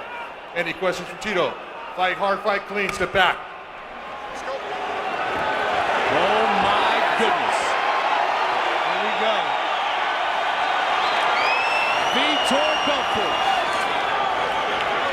Tito Ortiz. Right, here we go, baby. Are you ready? Are you ready? Let's get it on. Come on. Who will be number 3 at 205? Watch for this lead left at Belfort. Wow. Tito goes first and manages to get to the clinch. Vitor was very hard to take down from the clinch. It took me a while to finally get him out of position enough to take him down. Vitor definitely wants to close the gap. Tito wants to close it more definitively. Tito's got double underhooks, using his head to steer Vitor to the cage. There's a takedown. Nope, Vitor makes the adjustment. Double underhooks by Tito Ortiz. Nice knees. Nice knees to the legs by Tito. Tito wants to get back to the way he used to dominate opponents in the ground and pound fashion, lean against them, wear them down, take them down, rain down elbows. Very similar to your style, Randy. Not unlike what I tried to do to Vitor, and that's consistent with Tito's style of fighting. He's won a lot of his fights that way. Belfort doing a nice job of repommeling and getting better inside position. I just, every time I see Vitor, I think of the explosion of the hands against Mandalay Silva, and you know that it's always a possibility. There's that left. Nice left hand. There's the Gotta move. spot. Tito's got to move. Tito's got to move. He's rocked already. Nice right hand by Tito, or left hand, excuse me. There's that explosion. That is always the possibility with Vitor Belfort. And Tito weathered it. Managed to pull off a counterpunch and land his own left hand there. Yeah, Tito looks very composed under this fire. Very nice exchange by both these guys. Those are the hands of Vitor Belfort. Tito trying to utilize the clinch, the knees. He said the blueprint was designed by you, Randy Couture, and how to control and defeat Vitor Belfort. It's interesting to me to see the adjustments Vitor's making here. He keeps re-digging for those underhooks and keeping that inside position, not allowing Tito to control that clinch.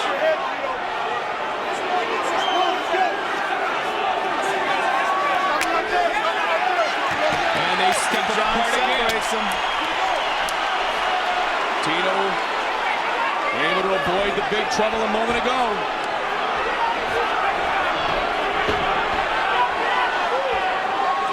I said before, if we can see the best of these two men, the best of their performances, this could be an all-out war.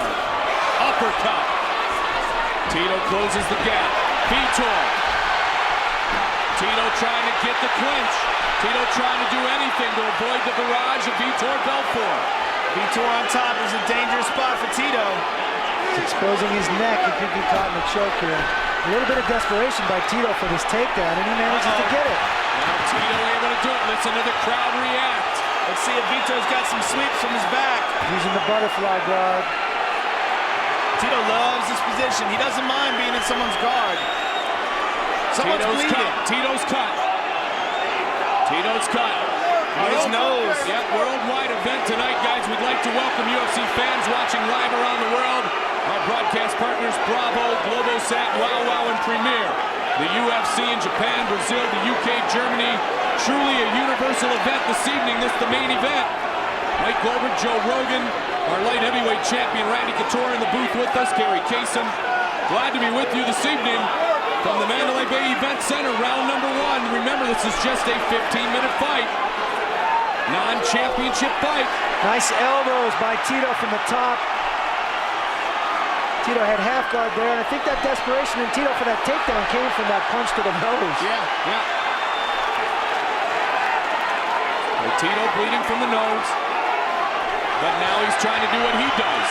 The best of that is ground and pound, even inside the guard of Vitor Belfort. And Tito's a master throwing elbows from inside the guard. And Vitor's never had really a dangerous guard that you have to worry about submissions. Randy, he threw up a couple arm bars on you. Yeah, the first one especially surprised me. Kicked off the fence and jumped into it, and he had it there tight for a split second. I think if he weren't so sweaty and frankly bloody, it might have been much more difficult to get out of. Final 10 seconds of round number 1. This is what we wanted. We wanted to see these guys in survival mode. Well, that was always the knock on Vitor when the going gets tough. Can Vitor hang in? Wow. What a great first round we saw. We saw glimpses of the best of both of them. The hands of Vitor, the ground and pound of Tito. Both guys. Stay with it. You're doing the scrambles. You're scrambling hardcore. This is what's going to win the fight. Só não fecha a guarda. Só não fecha a guarda. Entendeu? Vamos lá. Here's the flurries.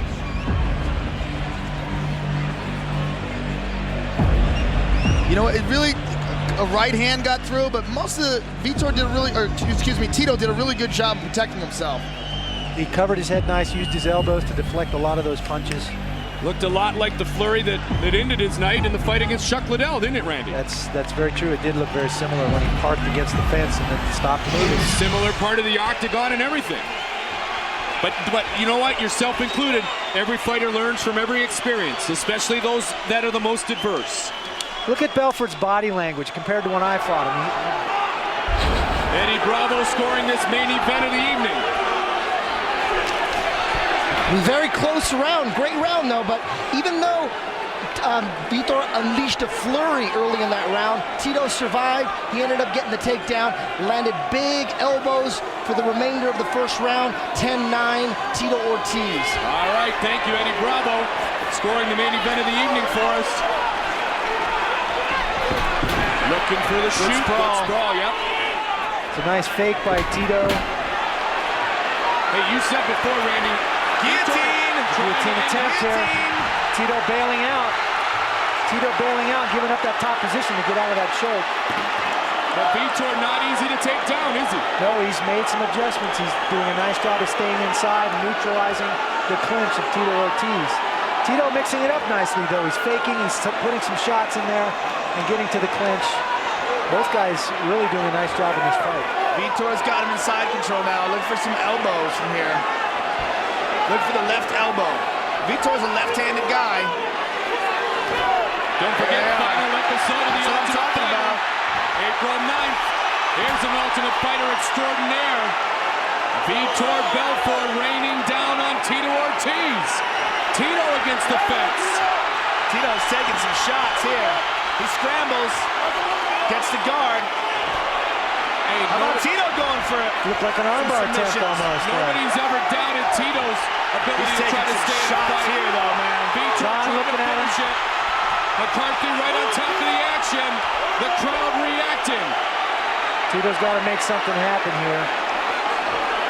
Wow. Vitor just stepped right into his guard there. Hey, Randy, you flew down on Tito for 25 minutes and he never cried open. No, he sure didn't. There is no quitting him, that's for sure. Last fight of Tito's contract, well documented. Where do these two men go from here?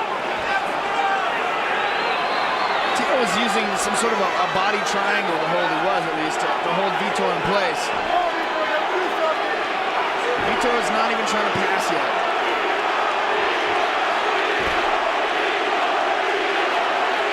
It's hard to tell what the crowd's thinking here. I don't know if they're screaming Vitor or Tito. I think you got a mixed bag there. I think you do too, Randy. Wow. All right, now Vitor's passing. Tito's got Vitor's head, though. He's got his head. He's going to try and work up. Belfort doing a good job of keeping elevation here and kind of securing that top position, not letting Tito come up. 2:10 remains in round 2. Ortiz has weathered another storm. This fight is starting to remind me of Randy Couture, Pedro, his 0-1. With the shifts in momentum, Randy, I still think those definitive shifts in momentum, as great a fight as I've seen, defining it as such as I did there. That's interesting, back and forth. Each guy kind of impresses his will on the other guy for a short period, and the other guy comes right back. It's great. He who stands last may very well stand to live in the spotlight another day. Vitor looks like he's waiting this out. Looks like he's taking a little breather here. He's not doing anything to try to pass the guard. Big John McCarthy stands him up. Not good for Vitor. Vitor had him in an excellent position. Is Vitor tired? That's the question. He looks tired. Tito wasn't doing a whole lot from the bottom either, so. Oh, my. Vitor put the hands down for just a moment. Tito throws a feint. Shoots it for a takedown. Takedown attempt. He's going to get it. He's got it. Vitor looks a little beaten here. Looks very weary. Yeah, he does, doesn't he, guys? He spent a lot of energy in that flurry there with the elbows and the punching. 50 seconds remains in round number 2. May attempt a Kimura here. I don't know, he's content with that left arm underhook, but I don't think he has the energy. Now it's going to be right out this wave. See what Tito can deliver for 30 seconds. Nice elbows like Tito. Tito looks like he's in a lot better condition right now. Or at least he's got a lot more energy right now. Physically, mentally, Tito said he's never been so ready, never been so excited. Which is something to say, considering his fights against Shamrock, Couture, Liddell, and so many other greats, Matyushenko, Tanner in the past. Nice elbows by Tito. He's really good at throwing those real short elbows inside. It's a bad spot for a tired Vitor to be in. He weathered the storm. End of the second. I'll be interested to see the score. Wow. Greg Meddix, multiple Cy Young Award winner. That doesn't sound good. Whatever he's saying, that doesn't sound good. Let's take a look at the replay. Ground and pound by Vitor. Let's take a look. Some of these shots, Chuck Liddell reacts. Look at him. Chuck looks like he's drugged. That's great. Is he drunk? What is he doing? Chuck looks like he wants to fight. Look at that. Oh, that guy's crazy. You can't sit here and watch this without squirming in your seat. That's just the way it affects you. That's great work there, guys. I think I've never seen anybody squirm that much, though. That was bizarre. Diesel. Vitor Belfort. Dean Kane. Tito Ortiz. The stars are out tonight. Third and final round. Whoa, look at Tito throwing some kicks. Tito looks to be the fresher fighter at this point. Yeah, nice definitely. overhand right.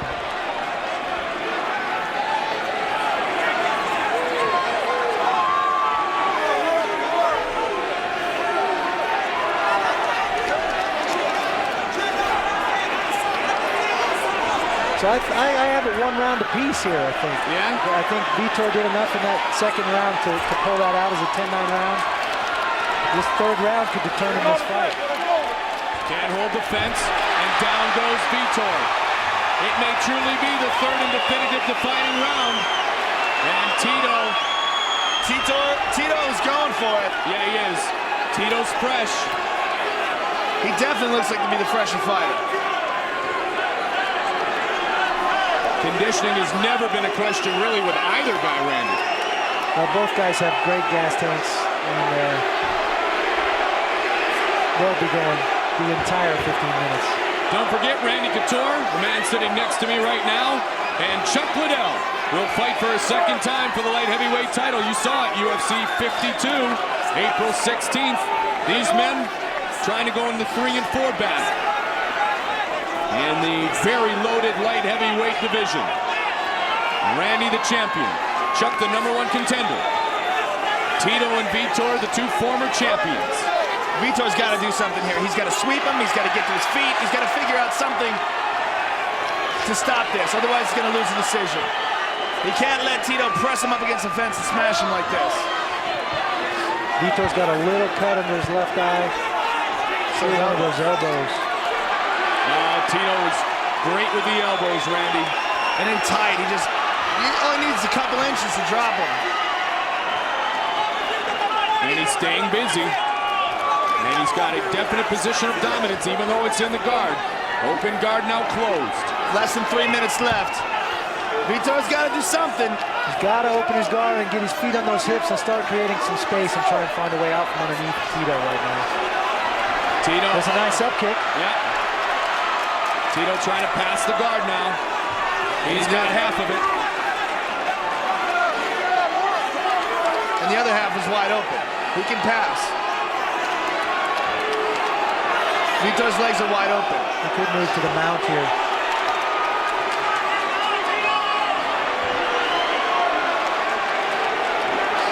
Vitor regains guard. But that's not good enough. He's not doing anything from this guard. What can he try to do, Randy? Well, I mean, it looks to me like now his tactic is to try and tie Tito up and hope for a stand-up, but that's not really working either. So, I mean, he needs to get his feet on his hips and create some space, start to work his way up the fence, get some elevation with his head, and try and get back to his feet. Had the feet on the hips just for a moment, but then forced to close the guard again, but he got what he wanted, Randy. Here's the One way stand-up or he was another, he looking got for. what he wanted. But Vitor is going to be exhausted. He is exhausted, and Tito looks fresh. You could see the wobble in him when he stood up. Watch out, Vitor. Wow. Good job done by McCarthy. Tito right back in. He doesn't want to give Vitor a chance to land a shot here in the end of the fight when he's winning. Why take the chance, right, Randy? That's right. Vitor looks absolutely exhausted. Yeah, he's beaten down. Tito going to pull that ankle up. He's back to the hand. Vitor's up. He's up, and he just looks like he lacks that explosive energy right now. Did he gas in that second round, Randy, when he tried to finish it? That's what it looked like to me. I think that's when the tempo changed a little bit. I think he thought he was going to end the round, or maybe end the fight, I should say, and he spent a lot of energy there. Less than a minute to go. Vitor's got to do something dramatic here. Nice Tito takes him down again. The old Huntington Beach bad boys back, boys. Little waist tackle there. That was a nice takedown by Tito. Tito definitely looks back. And the thing is, a flurry of punches that was the way he was defeated by Liddell. He gets through it. A ground and pound arsenal, that's the way he was defeated by Couture, and he got through it. Both things that have hampered his career, he has overcome, at least in small doses here tonight. Well, that's what experience is all about. He's been in those horrible situations before. He's weathered the storm. He understands what it's all about. He's growing as a fighter. He's a warrior. I mean, Tito is a champion, and I'm sure he wants to be a champion again. He's got the heart, he's got the skill, and he pulled this victory off, in my opinion. Absolutely. The Huntington Beach bad boy is back.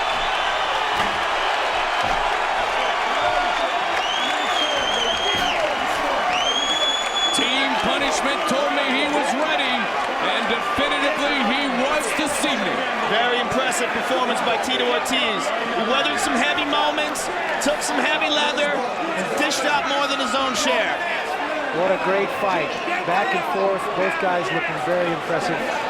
Showed some great skills. That's a beautiful MMA fight right there. Absolutely. Tito's really impressed me tonight. He showed some excellent composure. I mean, you saw it coming into this fight. He was very confident, very calm, and he fought like a confident, calm man. We still must officially await the judge's decision. Tito seems a lot more comfortable with himself now. He doesn't have to feed off the energy and that hype. What is Tito doing? He settled in. Left the ring.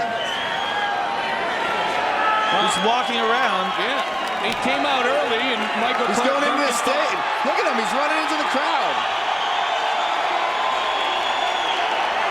What is he doing? He's freaking a spotlight runner out right now. He left. Well, that's Elvis has left the stadium. Maybe he has to take a leak. Not Tito has left the stadium. That's supposed to be Elvis has left the stadium. What is he doing? There's a lot of hot chicks in the stands. He might have saw something he liked and just went running. Going up to the box seats. He might have said, listen, now I know what he's doing. What is he doing? He climbed to the top of the arena, which means he is simulating that he has climbed back to the top of the mountain. You think? I think. Is he that creative? Because I am. Now, I'd be gassed right now if I would have done it, but I'd be that creative. That's a tough run after you fought 3 rounds. Or commentated for 3 hours. I don't feel gassed. I'm more winded looking at Vin Diesel with his shades on. All right, Eddie Bravo, how'd you score it? I had the fight dead even going into the last round, but it was quite clear that Tito took the fight over. He took down Vitor a couple times, landed some devastating elbows. You know, it's quite clear, 29-28, Tito Ortiz. Let's see if the judges agree as they will go to the judges' scorecards. Bruce Buffer has the official decision of this, the main event of the evening, gathering up the final numbers right now as Bruce Buffer checks in with the judges. Ivan Saliveri in the corner of Tito Ortiz. Rico Rodriguez in the corner of Tito Ortiz. Justin McCauley doing a great job preparing Tito. And there is Vitor, and we hear from Bruce Buffer.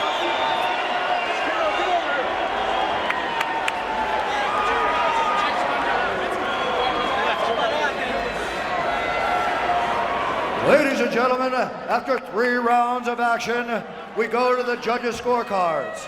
Judge Nelson Hamilton scores the bout 29-28, Ortiz. Judge Jeff Mullen scores the bout 29-28, Belfort. And Judge Cecil People scores the bout 29-28 for the winner by split decision, the Huntington Beach Bad Boy, Tito Ortiz. We'd like to hear what these guys are saying to each other right now. Yeah, I would too. We got a lot more in common. Okay? Keep your head in the Belfort. Tito Ortiz, Vitor Belfort. It's in the hands, okay? That's all it is. You got the heart and you got the body, but true champion, like myself. We keep competing against each other, all right, brother? God bless you, best. You brought the best out of me. Thank you. You heard him right there. He said, you brought the best out of me, and Chuck Liddell shook his head after the decision. Interesting reaction. Let's check in the octagon with Kerry Kasem. Congratulations, Tito. You know, there seemed to be a lot of bad blood between you two. Has it been settled? It was never bad blood. I came in here and I was only fighting for one reason. I was fighting for our United States troops. Each and every day those guys are in Afghanistan, they're fighting for our freedom. I'm here fighting in this octagon for the freedom of mixed martial arts, to make sure we can keep growing. With a thank to Lorenzo Fertitta, Dana White, Frank Fertitta, and Zuffa for making this happen in mixed martial arts. Our sport keeps getting better and better and better.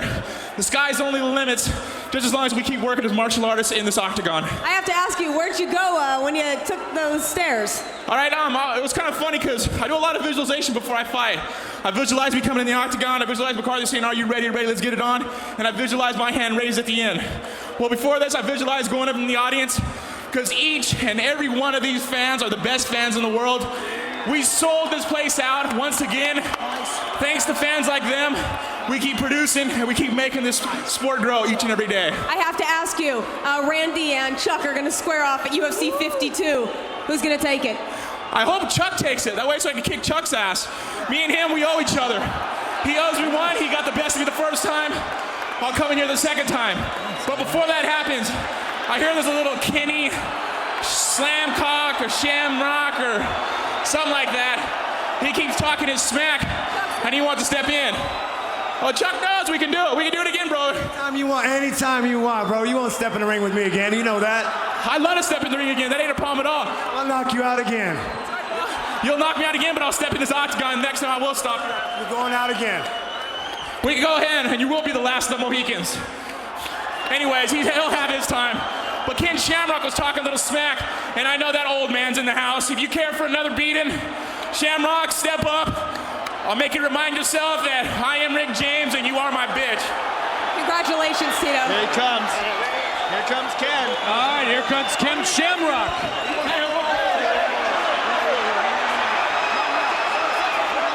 Well, you know what I said before? That the Huntington Beach bad boy was back. Huntington Beach bad boy is back. I think he's pretty confident he's going to take Ken and Chuck on at the same time. Wow. Well, he is fighting for the freedom of mixed martial arts. Yes, he is. I think I'll just keep my butt right here and just watch this whole thing. Yeah, you never see Randy getting trash talk conversations with people. We got the best seat in the house, baby. Interesting. Tito doing his best to ruffle up some feathers.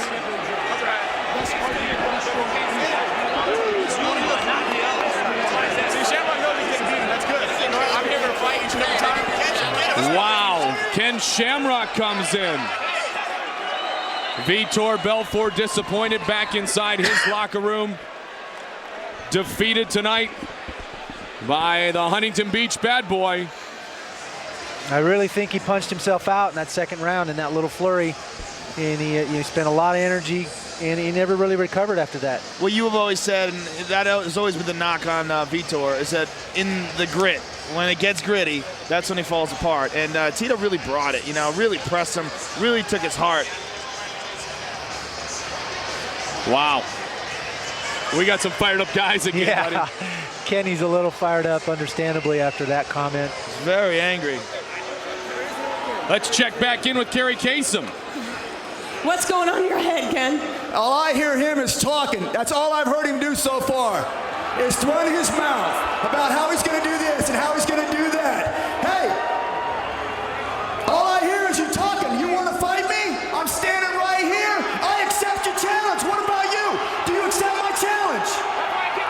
Say yes. I hear your mouth running, but I don't hear yes. I don't hear a yes, you punk. That's right. That's what I thought. You're a little punk because you won't accept the fight. I just challenged you. Say yes. Right now. Oh, wait, better let's get your energy back so I can bust your nose again. Hey. Hey, all I got to say, Tito, is don't back out of this one. Step up. All I hear you talking, but when it's time, I'm already signed. I'm already signed to fight. You ain't signed yet, but I hear you talking. Put the pin in your hand and sign the line, punk. It's an angry man. And they're talking about the April 9th live Spike TV show where this fight has been offered. Both Ken and Tito to fight on that live card, first broadcast UFC on TV. I know you didn't have much of an education, but that's what you do with the pen. You don't throw it away. Sign the paper. Are you going to throw that one too? You're supposed to write with it. Yeah. Do I hear it? Hey, by the time we get back on the website and you're talking all that trash, I hope that you signed already. Because all I hear you do is talking, and that's the best thing you do. Well, he did some good talking in the octagon tonight and angered Ken Shamrock and angered Chuck Liddell. Randy, are you angry that Tito wants you to lose? Hey, you know, he's got his motives for that. I understand that. Randy, thank you very much. Thank Captain you guys. America, Thank man, you guys. first Good class. to see you both again.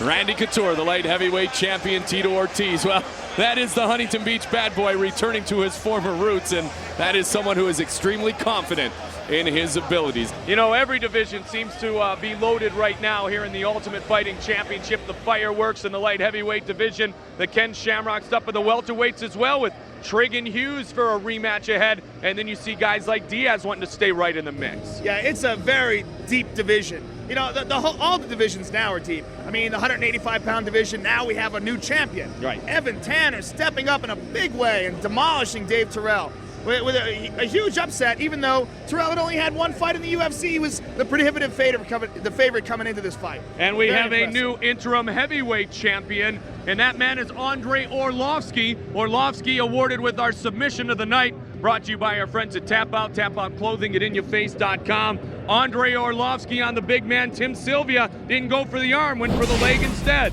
Not only that, dropped him with a big right hand, and after he dropped him, capitalized. This is true mixed martial arts. Punched him, looked for an opening, saw that there was a leg, and just capitalized on it right away. I mean, that's a true, well-rounded mixed martial arts fighter, and probably the difference between Orlovsky and a lot of the guys in that division. He has really well-rounded skills in all areas. So Orlovsky will await the recovery from that motorcycle accident of Frank Mir, and he hopes to fight Frank Mir. He said it tonight. Orlovsky awarded the submission of the night, brought to you by our friends at Tap Out Clothing, InYourFace.com.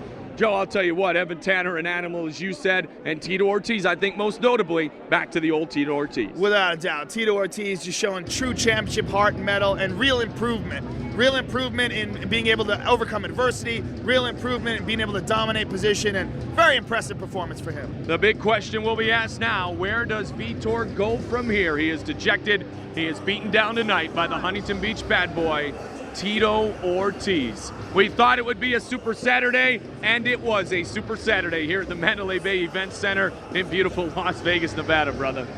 Yeah, it was fantastic. An excellent night all around. Excellent fan support here, and only growing with the new Ultimate Fighter TV show on the Spike Network. How about Justin Eilers, rocked by the newcomer Paul Buentello, and victorious in his UFC debut. The sights were excessive, the sounds were just as impressive. Evan Tanner has waited and waited for an opportunity to show that he is the best in the world at 185. He did it this evening, defeating the man who had fought only 24 seconds in the UFC, defeating David Terrell. The maniac Tim Sylvia and the pitbull Andrei Orlovsky. Submissions are part of this sport, so are big right hands, and it was the right hand that led to the submission. And the new champion, interim champion in the heavyweight division, that man Andrei Orlovsky. The New York badass Bill Baroni in total control of his matchup against Pete Sell. And then he sold out to the choke. And we had a huge upset here tonight. And then the main event of the evening, Tito Ortiz, Vitor Belfort. Triple X, this one was almost rated because the fists were flying, and in the end, Tito is back and ready to go again for all of us at the Ultimate Fighting Championship. It has been a Super Saturday.